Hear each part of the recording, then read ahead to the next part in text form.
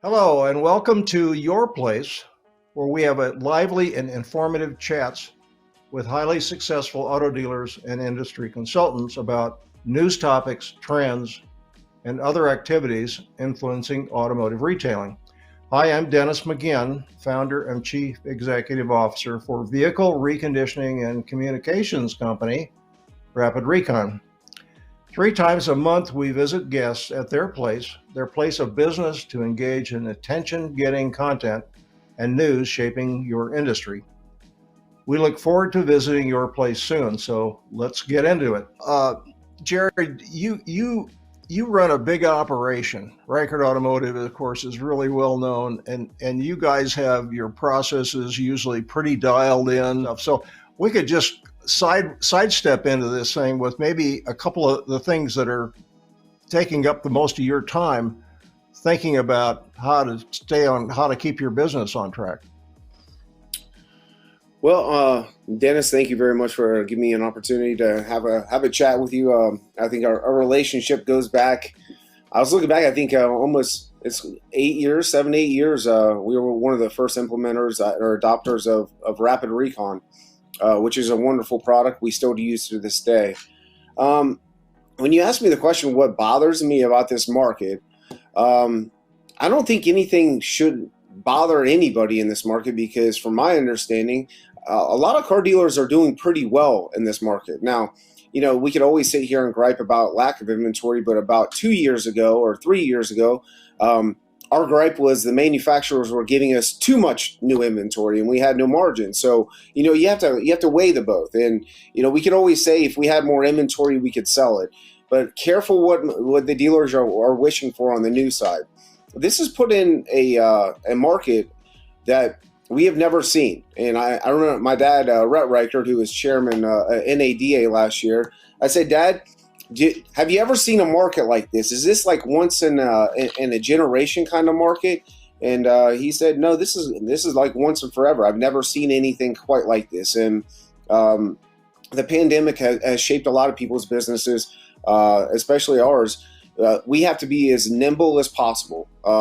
We have to be as nimble. When I say nimble, the ability to either get more inventory and push the market or scale it back quickly. And that's what we're constantly monitoring. We want to make sure that as we go into the fourth quarter and to the new year or next year, we're not setting ourselves up for failure, thinking that it's magically going to be this incredible market of used cars.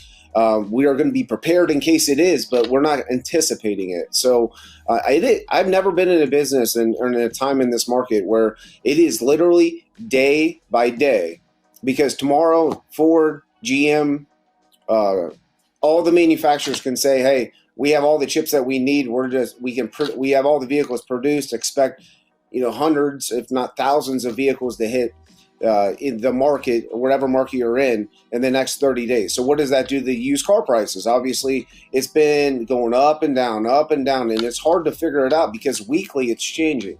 So being nimble, the ability to pivot very quickly is what we're really concentrating on. We're not putting ourselves in risky situations. And when it comes to reconditioning of used cars, there's never been a more paramount time to make sure the speed to the front line and speed to sale is dialed in, because we don't have days to lose. I just mentioned it's a day by day. We don't have hours to lose. We don't have minutes. So the ability with a used car market up and down, fluctuating, we have to get them to the front line and to the sales, to the sales process as quickly as possible. So really not too much is bothering me. Obviously the unknown, what is what are we going to encounter with this Delta variant with the COVID? I mean, it is this story, and we're not out of the woods here. People are still being adversely affected. So we have to protect our employees. We have to protect our consumers. And what does that do? And it's state by state changes in the CDC guidelines, state guidelines. So it's interesting. I enjoy waking up every day because it's a new day. It really is a new day, a new market, new ideas. It's just exciting because in Yeah. many different ways. And maybe exciting is a little bit not the right terminology, but you wake up in the morning, you never know what's going to come. And I think we've adapted to this pretty well in the past 18 months of the ability to pivot based off of forces outside of our control. And safety has never been more paramount.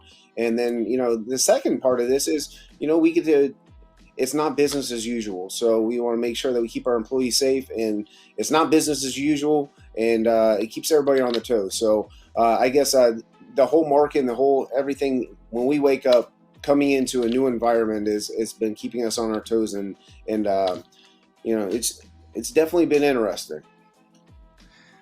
The one other kind of aspect of this, of course, is that we've heard that the grosses have been, way beyond expectations, which is good on one hand, because of course it gives you guys a better, more comfort in terms of your profitability. But it seems like we're going to be into a period where customers have been more anxious to get their hands on a car and less interested in, the wrangling about the car. And of course, some of these people are, they're not going to have as much equity in these cars as they would expect when they want to go around again.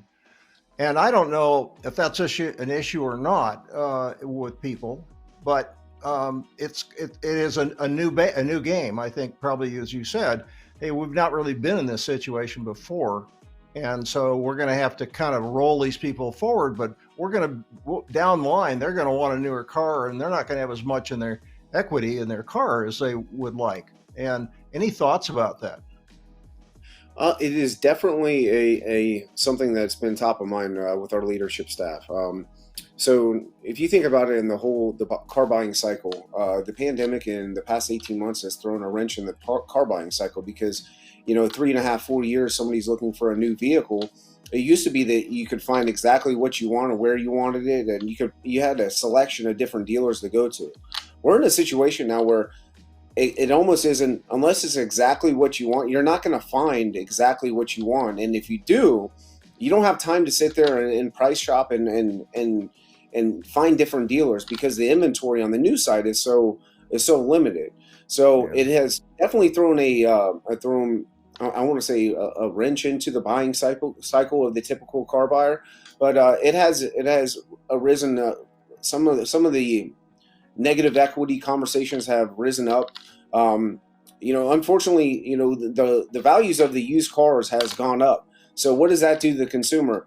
Not only are they paying a little bit more, but if they're in a buying cycle of 3.5, 4 years, because of the equity in their vehicle and how this ever shakes out, maybe they're holding on to their vehicle for a couple more years. Maybe they're going to do that service instead of, I get $1,000 service bill, I typically trade it in and get a new one. I'm going to hold on to what I have because I'm not in a good position. These are all things that we're going to be prepared for, and how we address and how we take care of our consumers. Okay. Where we have concentrated on is, we cannot control the value, the negative equity, the market. What we can control is preparing ourselves for what this is going to potentially do to the buying cycle and the retention of our customers. So we have put a significant emphasis on making sure that we have a great service experience. Because if those customers aren't going to just say, all right, I got $1,000 bill, I'm going to trade out of it, I don't want to come back, I just want a new one, they're going to have to put the money in the vehicle and hold on to that vehicle longer. So all the dealers, I think, really need to be concentrating on retention and the service of all their customers. We have gone to the extent of, the typical general manager spends time in each department. Our general managers are spending 4 of their 5 days here in our service department, in our service drives, making sure our guest experience is second to none, because the buying cycle has changed. So people are going to hold on, or consumers are going to hold on to their vehicles longer. We have to be prepared to provide an experience to make it a little bit less painful, because typically they wanted a new vehicle, they got to hold on to what they have. We get to provide an experience for what they have moving forward. So retention and servicing of these customers has never been more paramount, and I cannot emphasize this enough. And if anybody takes anything of the gibberish I'm talking about today, we have to. Every dealer has to concentrate on retention and taking great service experience for their consumer, because the buying cycle has shifted. Okay. Well, that's a really good point, and that process, that MPI process, as you do in the service drive, you're going to have more opportunity for those people to pay attention to the things that are in yellow, and the opportunities to, extend the value of their car. I think that's a really good point, Jared. So, Jared, I really appreciate your time and your experience in this industry, and has just been obviously second to none. So, being able to get some of your thoughts into our discussion here is really helpful. And there are going to be probably a lot of people listening to this, and so it's really important that we kind of give them something to grab onto here, because they're all struggling with the same thing. But a lot of these folks have not really had the experience and the of what you guys have there at Ricart. So I think you're probably years ahead of other people with kind of buttoning up and then also looking at what's going to happen around the corner. So, Jared, appreciate your time, and say hello to your dad and your cousin for me, and we'll be talking to you. All right, hey, Dennis, thank you again. I just want to say thank you for the opportunity. I always enjoy our conversations, as we've had a wonderful partnership over the past 8, 9, 10 years, and I enjoy this. These talks are.